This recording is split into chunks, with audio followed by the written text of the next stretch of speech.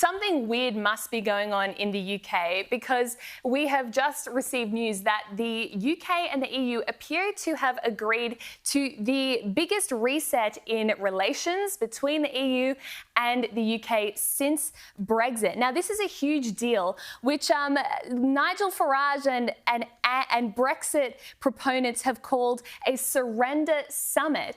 Keir Starmer has basically backflipped on protecting Brexit and respecting the choice of Britons to vote to leave the EU. And now he is essentially putting the UK back under European law through a back door. So some of the notable features of this deal are the EU will now have access to UK fisheries for another 12 years. That is 3 times longer than what the UK government said they would commit to. They will also bring food safety standards in line with the EU. That essentially puts the UK back under the jurisdiction of European courts. And what does the UK get in return for all of this?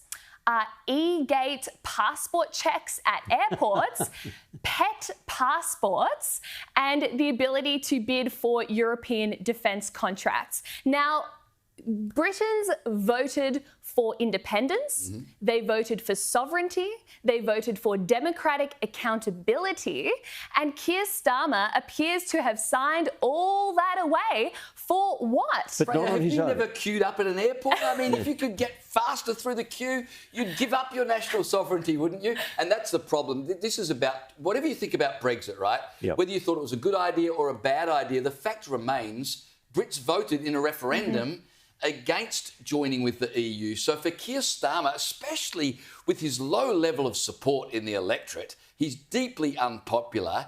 He didn't go to an election with a mandate for this. No. To now bring the EU's control from Brussels back but James, into the British people. this is not Starmer acting alone. This is Starmer speaking for the ruling class.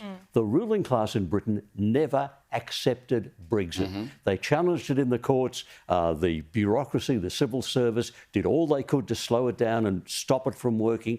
They've never accepted the people's decision. They've never accepted Brexit. They've never accepted that Britain should have its own sovereignty. They should all take their orders from unelected bureaucrats in Brussels. That's been their view. He is now acting on their view. The fact that he doesn't have the support of the people doesn't matter. The ruling class has said, this is what... Can I tell you, there was an interesting study showing that over the last decade or so, Britain's trade with non-EU countries has risen 25% faster than trade with Europe. So there's no economic benefit in it. And in a Trump tariff world, trading outside of Europe and is going to be really popular. So there's no economic reason for doing this. This is just ideological. This is just saying we want to be in Europe, even if they are the puppet masters and we are the puppets.